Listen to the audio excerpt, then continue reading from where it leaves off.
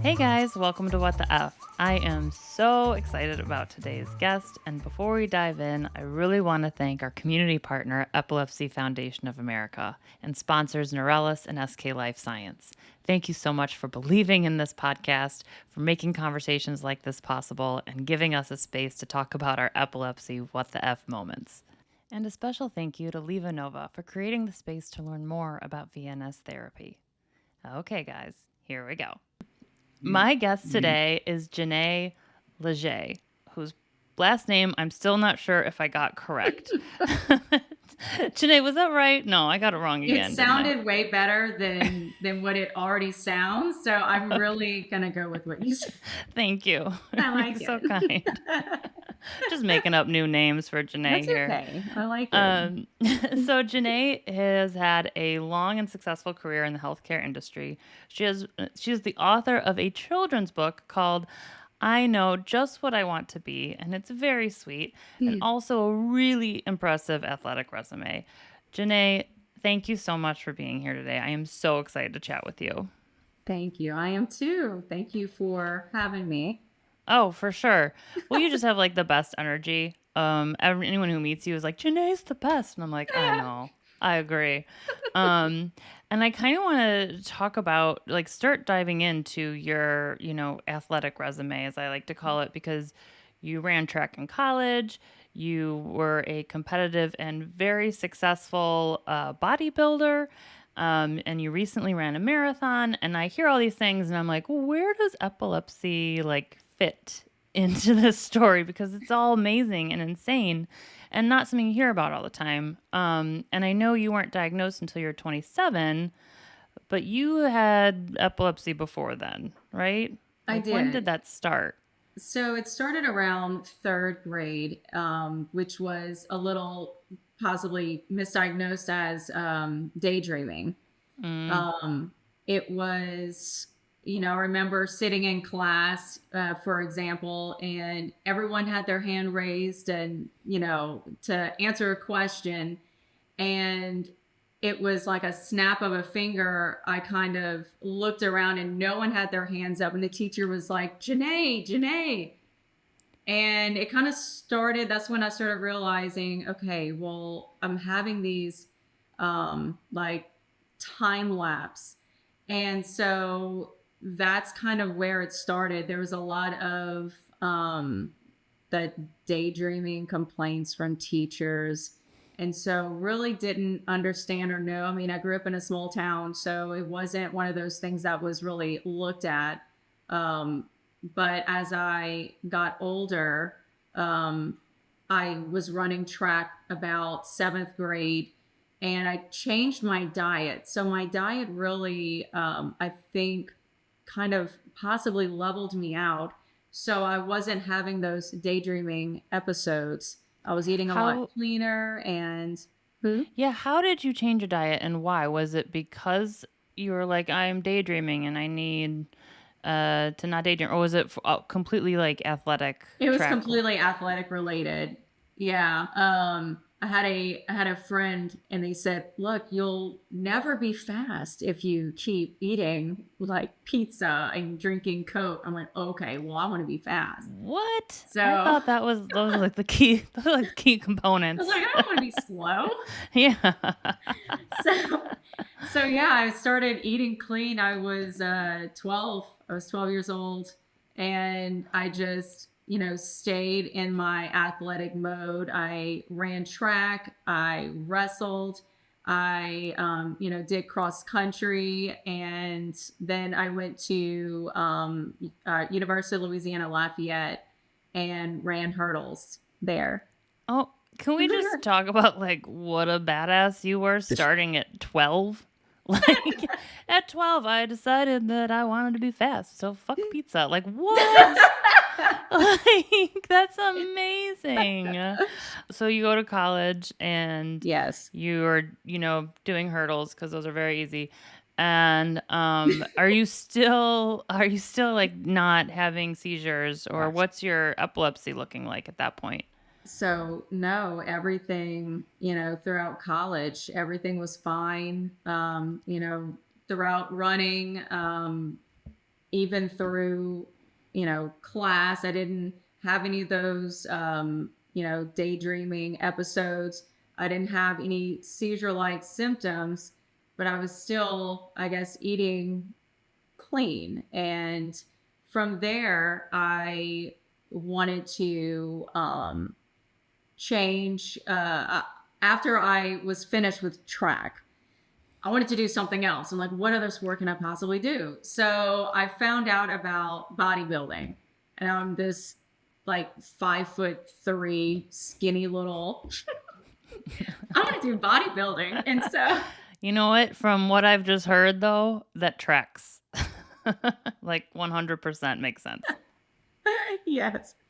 So I knew nothing about it. So I started had a trainer, and my still obviously stayed on just a different diet regimen. And it was a bikini level. Hey, girl. I Okay. see you. Okay.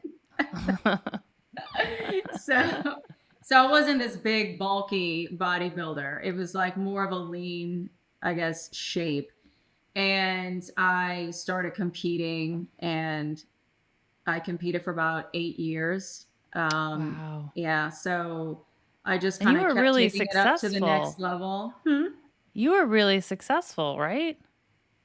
Yeah, I I mean, guess. Yeah. yeah, like you made it to Olympia, Yes. which I okay, for dumb people like me, explain Olympia. So Olympia is basically the highest that you can possibly go in bodybuilding. So it's like the Super Bowl, but of bodybuilding. I And I think that yeah, requires a hair flip.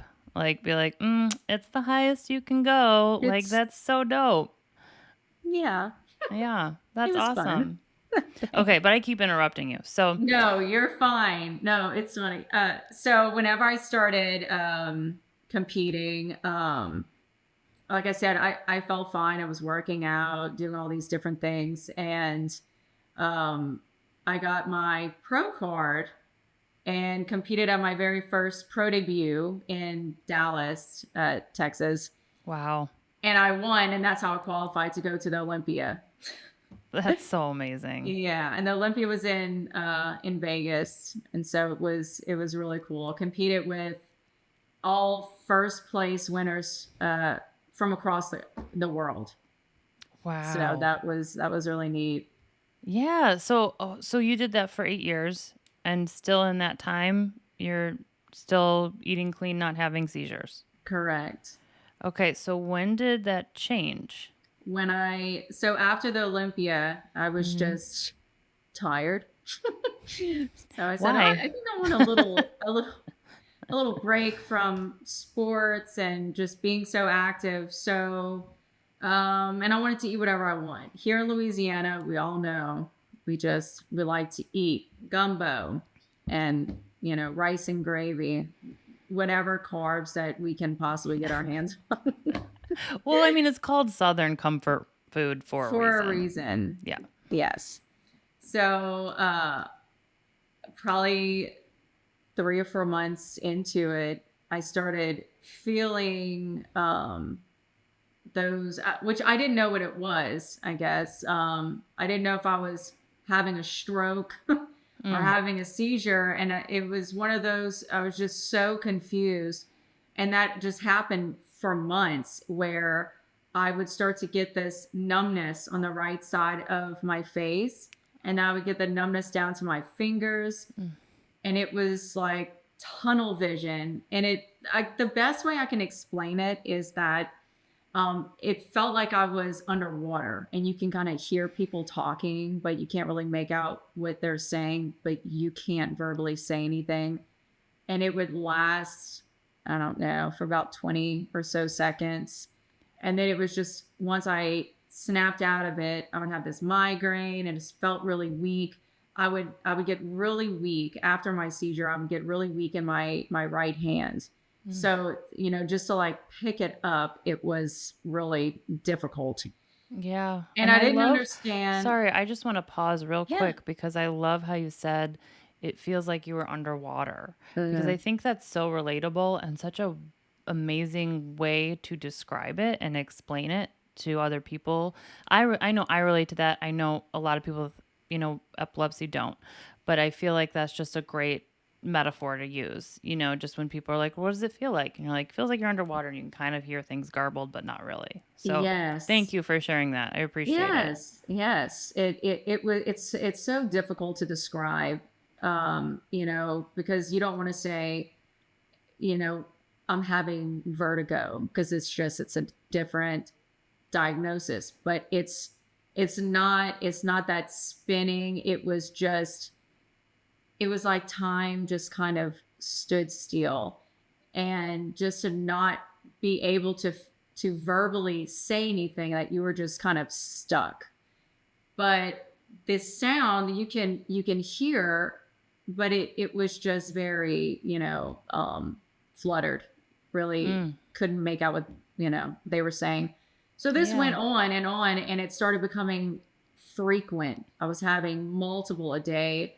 Still didn't understand. I went through doctor after doctor, just what is happening, what's going on. Maybe your blood sugar levels dropping. Maybe it's this, just extensive testing. Um, and finally, I was sent over to a neurologist, and we did an EEG, and he called me back in. He goes, "Oh, you have epilepsy." Well, oh, Like, who would okay. have known? Huh. Oh, huh. Thanks, doc. Huh. What the fuck? Like, what is that? It was Huh. like, Like, go oh. fuck yourself. I'm sorry, but that's just like, it's not, the bedside it, manner. Need to work on that, doc. Okay. yeah. It was like hard to hear, but great to hear. That it wasn't a Yeah. question of what is going on. Is it in my head? Because you always, in the beginning, I was so confused. I was like, is it just me? Is it in my head? Am I just, Am I crazy? what am I crazy? Yep. But Yeah, it getting was, that diagnosis is oddly satisfying and comforting sometimes when yes, you're just like, I don't know. I'm like, especially in your situation where you're seeing doctor after doctor after doctor, and it's like, and everyone's just sending you to the next person, and I'm sure, that explains why the neurologist felt good about figuring out the diagnosis after knowing all of yes, these things. But at the same time, it's just like when you're in that situation, you don't know what that means. And you're like, okay, go on. So I think that a lot of people feel that way when they get the diagnosis, or any diagnosis, not just epilepsy. They're just like, at least I know now. I know what to do. yes. Well, and so and the last thing you just said, I know what to do. That was something that we lacked here in Lafayette. And so to know what to do, to know the resources we didn't have. And I remember asking my doctor, I said, is there anyone else that has a place? Maybe we can connect with one of your patients or something. Yeah. Maybe, is there a group? I won't What's tell anyone you violated HIPAA. Trust me. I just need to talk to someone else. so it was kind of there's nothing here. Um, and I really felt like I was the only one. Like, it was a rare thing that hardly anyone in the world has epilepsy, because I never met anyone with epilepsy. So I Mm-hmm. thought, okay, well, it's got to be one in like thousands. Me thinking in my 20s, just not understanding, um, so in depth of, who can I talk to? Why isn't anyone talking about it? You Yeah. know, um, And just like it, that it was desperate search for community, and just finding, like, when you make that connection with another person with epilepsy, especially for the first time, it's like life changing, and it's yes, so impactful. I mean, I've met people who, I'm the first person they've met, and they just break down crying. And I'm like, oh, I did the same thing. Yes. The first time I met someone who was diagnosed as an adult, I just like burst into tears, and I didn't know that was going to happen. But I think like you're speaking to that sometimes it feels intangible thing that we need, where it's just like to talk about it with someone else who actually gets it. Yes, exactly. Who actually gets it, who's Mm-hmm. experienced very similar symptoms, so you don't feel like you are crazy, even though you know what you have already been diagnosed with. It's still that question, like it stayed surreal. And then that's when we started kind of going back over what you know what happened whenever I was younger that can mimic any of the symptoms of Mm-hmm. epilepsy. And the daydreaming was one of them. So it just kind of Yeah. all connected. And I wanted to go back to all my teachers in school and tell them Fuck y'all. I'll what say the it. hell. I'll say it. Fuck y'all. I Cause want yeah. I want my hours back from detention. Yes. 100%. Cause Yes. this is not an uncommon story. It's so many people will say that. Be like, I got in trouble for daydreaming. It's like oh, and like you're having a seizure and you get in trouble for it. I mean, that still happens at every age, just because like even with, you hear people getting arrested after having a seizure because they're a little delusional, because that's what it does. But a third grader, really? Like, come on. But anyway, I'll move on from Yeah. my rant on that. um okay. So you're diagnosed, and it seems like you're going through what I feel like is so common, and just that, like, this isn't me. This isn't. It's almost the denial phase, and I feel like sometimes I still go in and out of it, even though I've had epilepsy for like 7 years now. It still is just one of those things where I'm like, the lifestyle I live sometimes is like, if I stay up till 11, it's like I'll be fine. Um, and then seizure the next day is like, nope. But Yes. what and the topic that is the theme for today, and that I am so curious about, because I feel like this is an area where I could learn so much and want to just proclaim how ignorant I am. And so I'm going to be asking you like the most basic bitch questions about VNS therapy, because we're starting with your diagnosis, but what led you to VNS therapy, and what is VNS therapy? Because some of us, maybe like myself, need to know. Yes. Well, I will definitely do my best to educate you on that. Thank you. So And thank you for no judgment, I think, right? no Okay. judgment. Thanks, girl. Yes, you're welcome.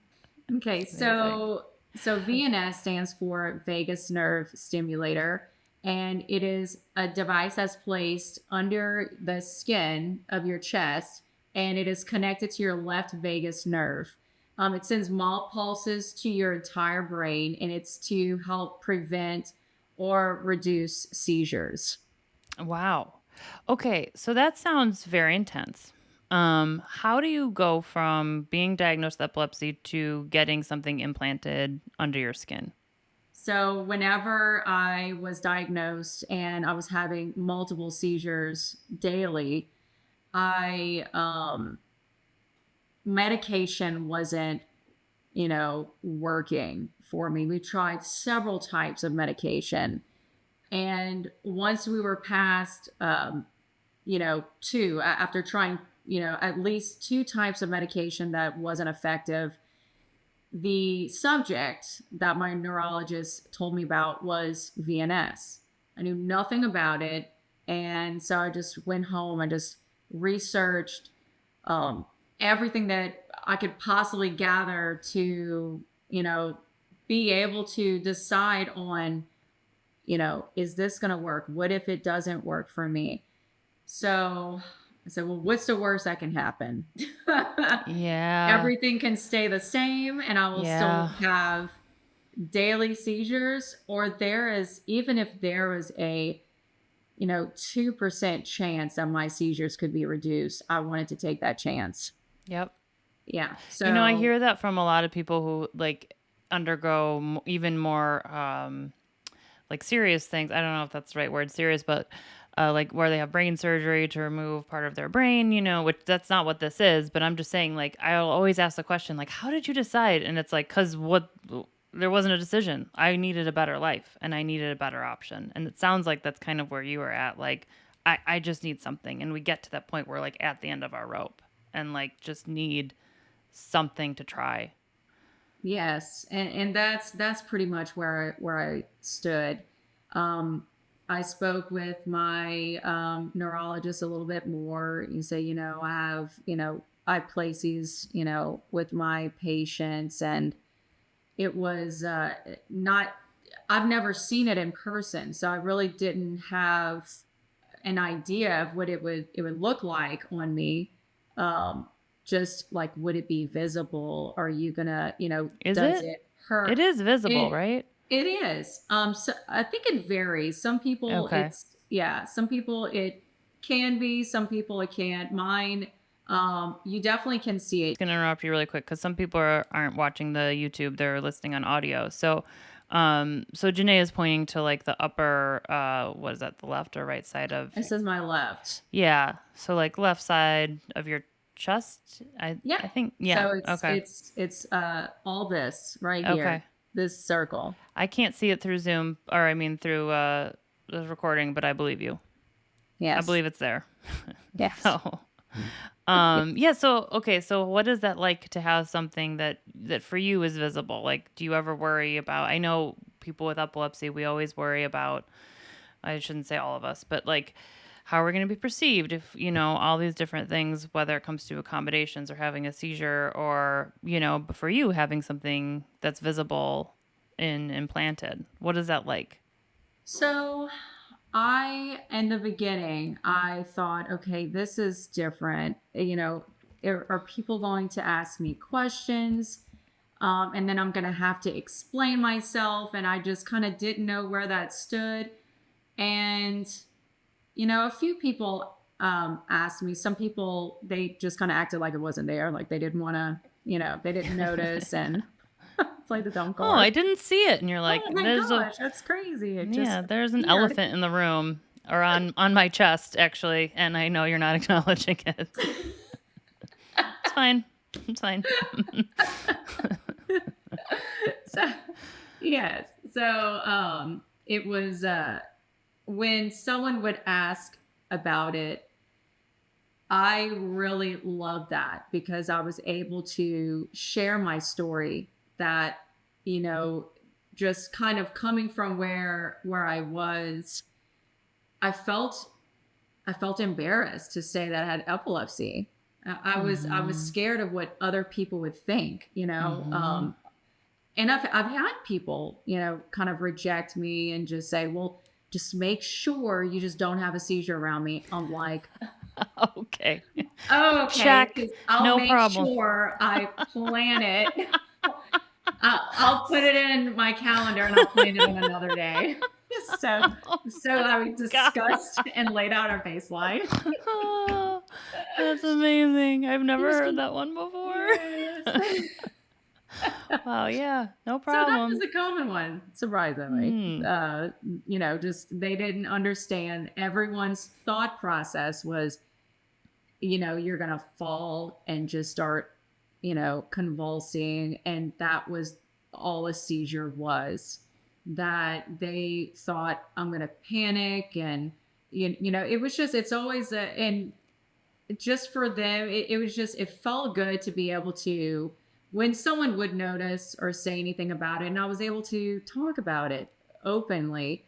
It was nice to be able to educate someone on it Yeah. as well, I because mean, it's like I almost said, like a around conversation starter about absolutely. epilepsy. It's like the intro Mhm. to it. Right, and there's Yeah. there's so many different types of seizures, Right. and so to be that first person to be able to say, "Hey, look, we all look different.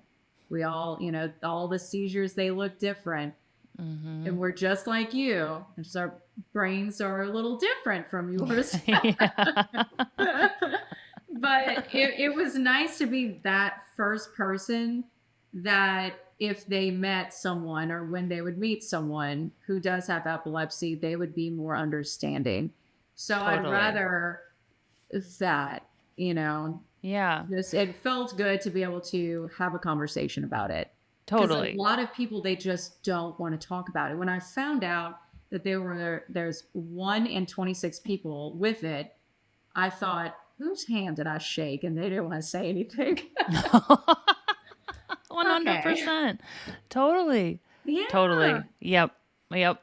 And I feel So like I've been very my vanity is showing because my first question was like, well, what's it like when people can see it? Not how's it working? Like I didn't even I'm like I skipped right to like the superficial well, part.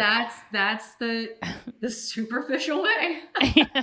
That's the We're first thing that other people see, and it's about mm, what they perceive. What does it look like? I mean, it yeah. can be kind of back and forth. What does it feel like? What does it look like? If I'm getting something, a device in me, I want to know, okay, I see the device. Where is it going? Just kind of those. I mean, that's a completely normal question, Thank you for for, yeah. validating my Yeah. superficiality. Okay, so can you talk a little bit about your experience like with the implantation of VNS therapy because it's still surgery. And so I'm sure like some people listening are like, that makes me nervous, you know? So I don't know how you Yes. felt going into it, but like, how did it go? How'd you feel before surgery? And how'd you feel after? Like, what was it like? Yeah, absolutely. So, I felt just like anyone would feel. I was, a little nervous and, a little anxious. What's good is that you do have a representative with VNS therapy with you every step of the way, so they can answer any questions or concerns that you may have. I felt really prepared going in. After the surgery, after there was a little healing process a few weeks later. I felt a little sore for a couple of days, but I was able to, slowly get back into my daily routine. I then followed up with my neurologist to turn the VNS therapy on. So my neurologist was able to adjust the intensity and the frequency based on my preference. I went, back a couple times, adjusted until I felt really comfortable. Okay, so you can feel a little tingly feeling in your neck, and it's normal for it to change your voice, and it makes it sound a little hoarse. But over time, from so the frequency of my seizures decrease over time, and from several a day to once a week began to diminish. It may not be something instant for some people. Having the venous therapy is being able to, prevent seizures, which can lead to lower the frequency and have shorter seizures. About 2 months later, I started, working out again and, going on, longer walks without having that fear of when I leave the house, am I going to have a seizure? So I made sure I kept the magnet with me as backup. Wow. Okay. So you said like the your doctor had to turn it on. Your But neurologist had to turn it on. What does that mean? Because for someone who knows so little and is ignorant like me. with a device, when the device is turned off, there's no frequency passing from the venous therapy device to through the lead to your vagus nerve. So when he turns the device on, that's when it's able to send off that stimulation to your vagus nerve, which will send those mild pulses. Yeah, so well, okay, I just still want to know like um because we know that it goes in your vagus nerve, which is in your neck, correct? Uh-huh. Yeah, and then it also goes in like your chest. And so you've got these two things like in you now. Okay. Okay, so I just want to make sure my understanding is correct and that everyone, listening and not watching via YouTube can understand because I know you and I have been like pointing to where these things are. Yeah. Um, So the reason why they have it turned off before is just so you can recover. So that's typically about a month or two. They just kind of want to make sure that the incisions from, the left side of your chest and in your neck are healed up before he can, start being able to have that frequency on. Okay. Okay, cool. Wow. And then you said for you it took like 2 months to get back to working out again? Yeah, it Wow. didn't take me that. Oh, of course, at starting off very small, but being able to have more of those, the daily activities, it was a lot easier for me. I think because I was, a little, super motivated, and I really was determined. I was like, I'm going to get back into my Mm. routine, um, and I didn't want anything else to stop me. So I, I listen to my body. Obviously, I listen to my physician too. So So, yeah, so going into this, were you expecting to then no longer have to take antiepileptic drugs, or did you know this would be kind of something in addition to I the knew that there was a medications? possibility I was still going to have to take medication. But yes, from this day, I still do take medication. However, it's a lower dose of what I'm taking now. So some of the side effects that you'll get from certain medications, I am able to reduce the amount of the milligrams that I would previously have taken. So I don't get as many of the side effects, if not any side effects from the Oh, medication. wow. Yeah. Okay, so in your experience anyway, you got to do a medication decrease, which is usually something that, like, I don't know about you, but I fucking celebrate that shit because anytime I get to decrease my meds, I'm like, yay! I'm actually doing one right now, like, and it's just the best news ever. It So, is. I love it because, every medication, everyone reacts to it so differently. So I'm still taking medication. It's just not as much as I was taking before. So it has been, you know, great to not have a lot of those extreme side effects that I had when I was taking a higher dose of medication. awesome. Yeah. So tell me then, how has VNS therapy, what has this experience been like for you? It's been great. I mean, from having daily seizures to once it was implanted, it took I think about a month for it to for them to turn the device on. What's great about it is that it can be easily adjusted based on your preference from your neurologist. So I really liked that because there's different, widths of how the stimulation, how wide the stimulation can go, how strong it can go, how many pulses it can have every 30 seconds, every minute, every 5 minutes of the frequency of when the mild pulses when the mild pulses stimulate, mine will, for instance, will stimulate every 30 seconds for 3 minutes. So it just kind of goes off and on, and it's like a clock. So it's very consistent. But when your heart rate reaches a certain beats per minute, it'll stimulate a little bit of a stronger pulse. So when you say that there's like stimulation, do you feel like, what do you feel? So I really don't feel it as much anymore. I think I just got a little used to it. I would feel like a little tingly in my neck. It wasn't I mean, I really I don't notice it anymore. I guess also I've been having it for so long. In the beginning, it was kind of okay, well, this is new. So it took a little while for me going back to my neurologist for him to adjust the strength of the pulses. And once we kind of hit a good happy medium, it was it was great. That's So awesome. yeah. So I have so many questions. No, Cause that's there's, fine. cause there's some, you hear like things about one that, you, like your voice changes or something with when you have a VNS in have you experienced that at all? Yes, yes, Yeah. absolutely. So So like I said, everyone is different. Some people have to have a stronger intensity in their VNS therapy. And so with me, you really can't hear it as much. I can kind of feel it a little bit, but not as you know, as I don't know if you've heard, it's been going off this entire time throughout our Seriously? yeah, No idea. Wow. every every 3 minutes for 30 seconds is how mine works. And so like I said, I really don't feel it as much anymore. It does sometimes will change your voice, and but it's not anything uncommon.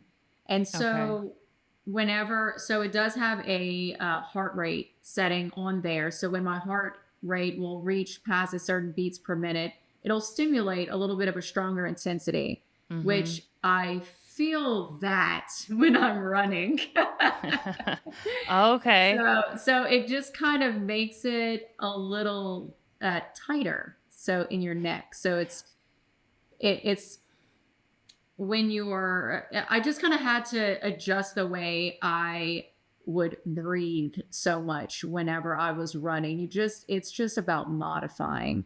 So I can kind of, I felt like a little tightness when my heart rate would increase when I would run, but it wasn't anything that I struggled with or I felt like I can't take this anymore.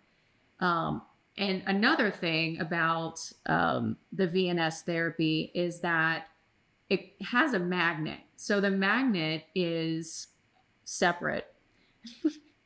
And what you do is when you feel a seizure or feel like there's a seizure coming on, you just take the magnet and you swipe it.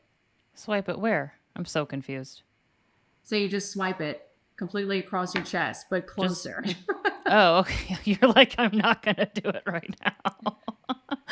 I, Okay. so it Okay. would, And yeah. what does that do? What does a magnet do?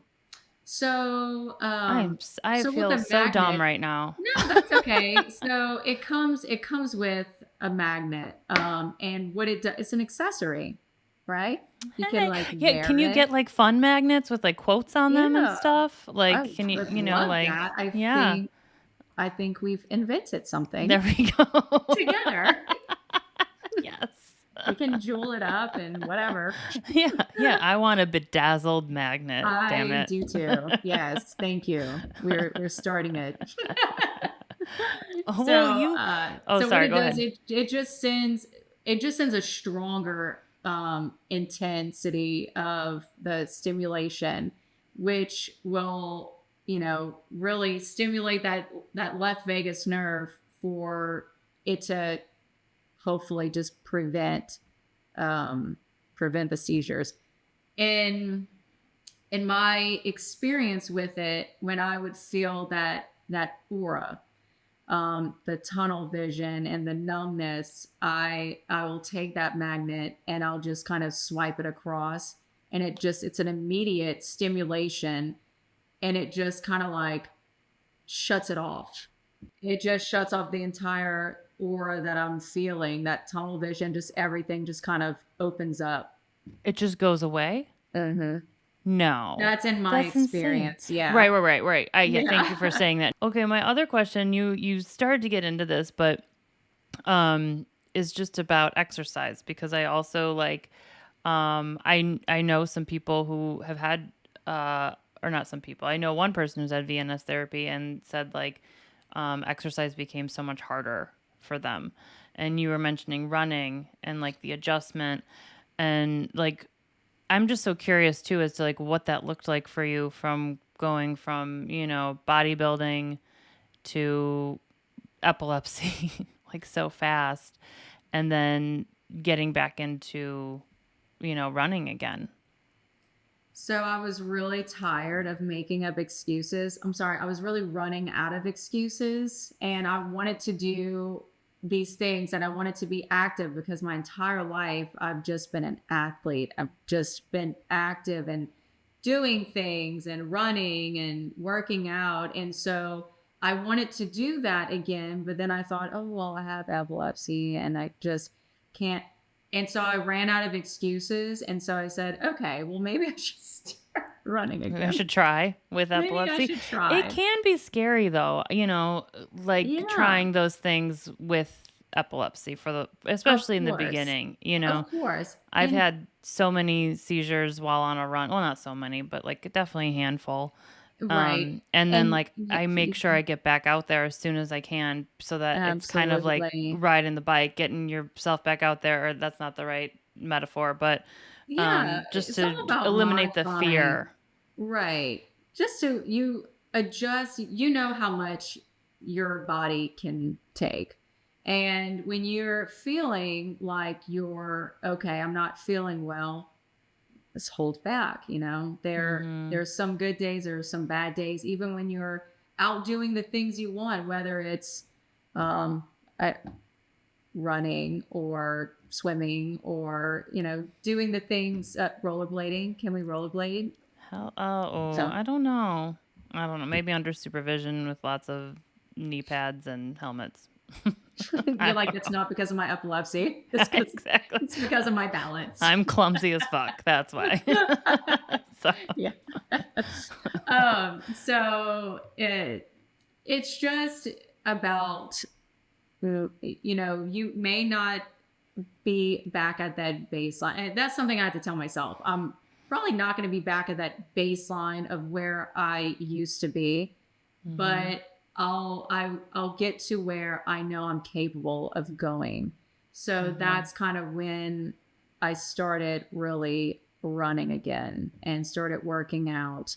Um, so being in track and running hurdles, I was never a long distance runner ever. Anything past 100 yards, I couldn't breathe. So I was like, I hope I never get chased because I would just surrender. I would even attempt the run, be like, look, give up. So You're like, it's all so yours. Here's my purse. There you go. yeah. It's my purse. Bye. Yeah.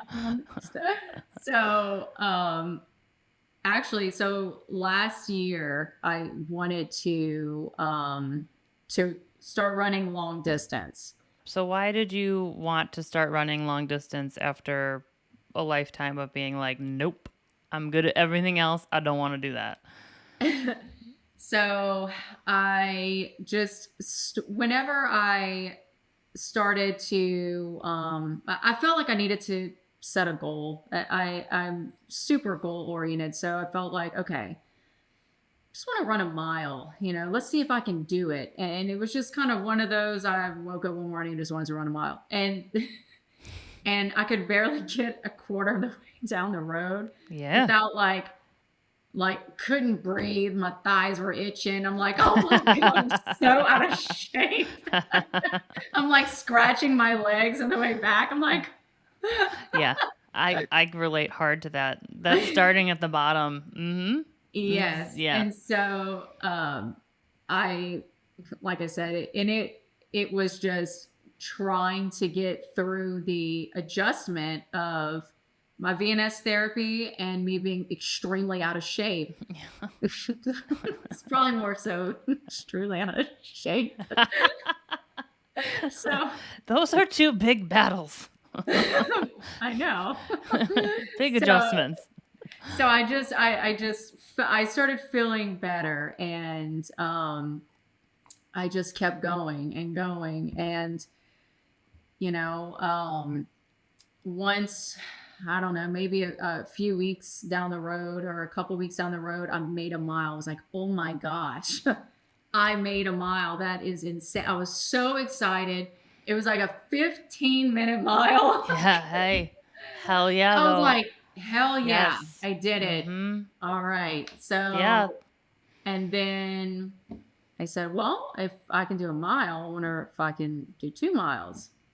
And then from there, I did 3 miles and 4 miles. And I Wow. over time, a couple months later, I ran 10 miles. A And couple months later? God damn, girl. yeah, about 4 months later, That's I that's ran a that's 10 really miles. impressive. Yeah, thanks. I would love to say I just didn't give up. because I gave up every day. Every time I was tying my shoes, I was like, I don't want to do this anymore. I just want to be on my couch and it's cold. Every day it was too cold and it was like 70 degrees. It's freezing outside. And I ran out.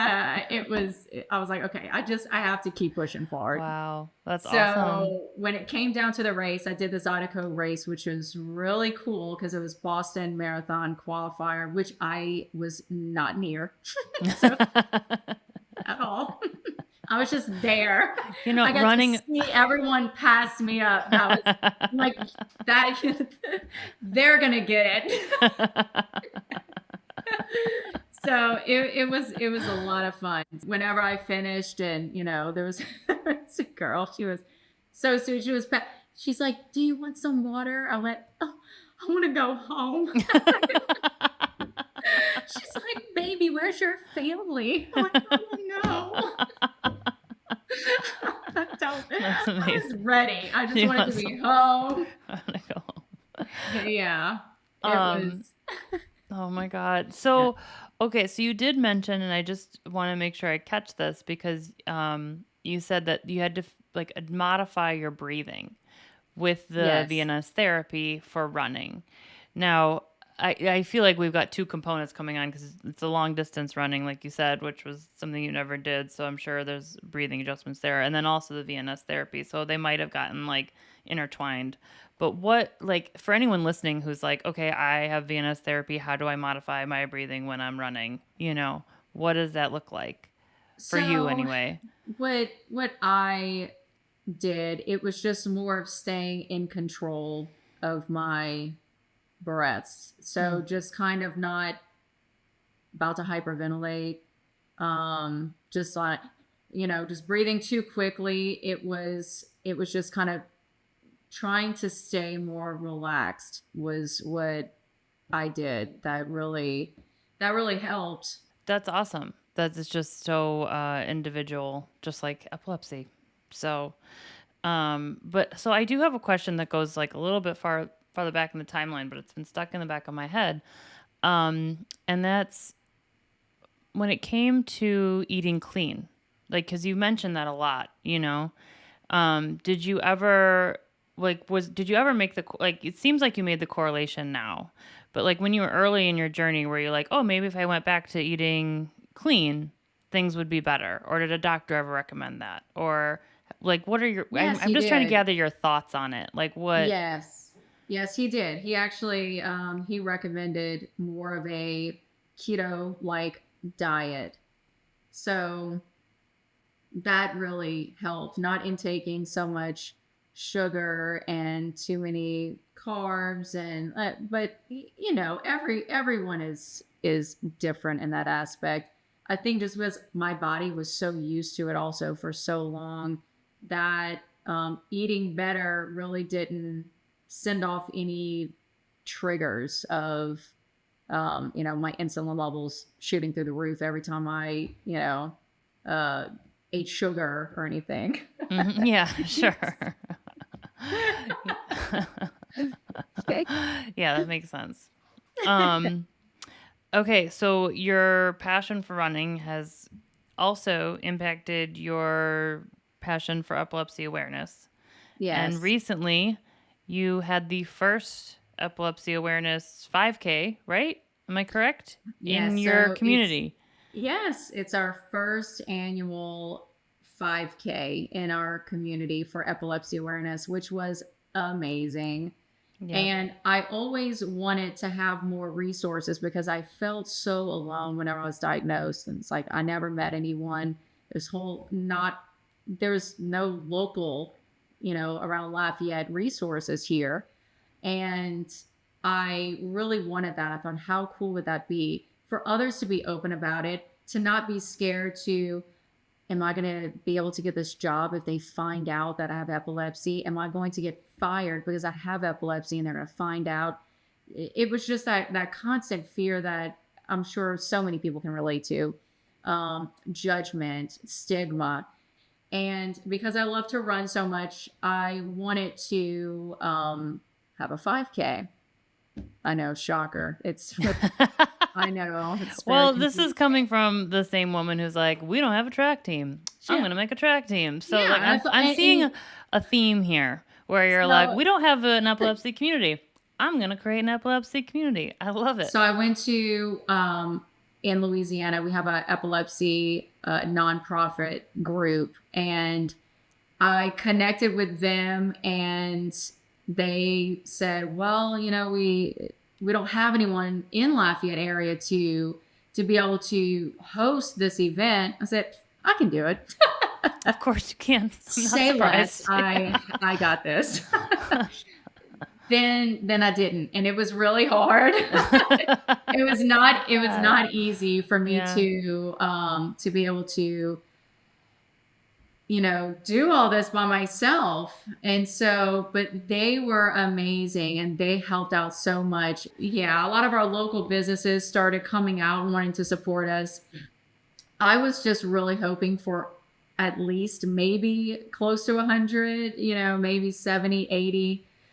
At the very end, we had about 223 racers alone. And that's not including families Wow. that showed up. And Wow. it was just so cool. When I stood on the stage, I could just see everyone in this park. And I thought, oh my gosh, like all these, like the children there and with their little epilepsy capes and epilepsy hero capes. And Yeah. it just kind of really set in. I thought, man, this is the most amazing feeling that if I wouldn't have really initiated any of this and just kind of, walked out the door with this idea of I need to bring resources here, local support groups. Yep. I don't want other to feel the way that I've felt for so long. Totally.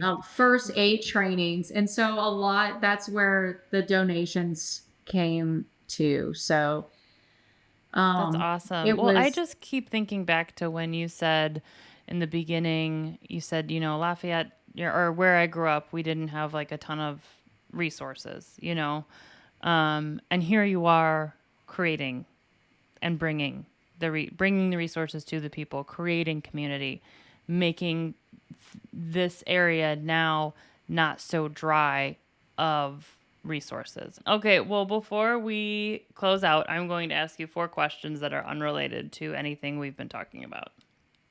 Okay. Starting with an easy one. Number 1, what's your favorite color? My favorite color is white. What? I have white walls, white. Like I don't. That's not white. Okay. I'm sorry for laughing. Everyone says blue, and I obviously like blue as well. Yeah. But you want I don't know. I just it's a thing. It's a color. Oh my god. I've never heard that. But is it? I'm like, people Oh ask yeah, me, they're is like, it that's not a technically color. I'm like, well, if it's in a crayon box, it's a Yeah, color. agreed. Because you can't see it. It's like the Yes. most pointless color in the whole crayon box. That's true. But it's there. That's amazing. Okay, number 2. What's your favorite movie or TV show? Oh, so let's see, my favorite movie. Oh gosh, well, TV show, I love The Office. And if there's ever a trivia, I would totally crash it. Like that would, Good yes, to know. I am a Office freak. It's so I've seen good. it so many times. I can even play in it. I'll play like Kelly in The Office. I don't need to see the papers. I already know what's next. That's amazing. I love it. Number 3, what's your favorite self-care thing that you do for yourself whenever you can? I love to read. That's probably my biggest self-care. And not, the romantic novels or, or like anything of that. I like to read about psychology and how the mind thinks and how other people, perceive things. I'm obviously in medical sales. So so I love to just be able to read other people, or even to catch my kids in a lie, just That's awesome. my They're my like, I got 7-year you. old. You hold up the book. Like, Yeah, I know I got you. I got you. And so it was funny. The other day, my 7-year old, she's like telling me, which I know is a fully fabricated story. And I'm like, you're lying. She goes, I didn't look down. Because no, I didn't deceive. Like, I didn't look down, Mom. It's I'm like, fantastic. but now you told on yourself. Switching it around. Oh, I love so it. that's what I love to do. I Okay. love to read. That's I my love big it. thing. Yeah. And then the last question, number 4, what does it mean to you to be a friend? No.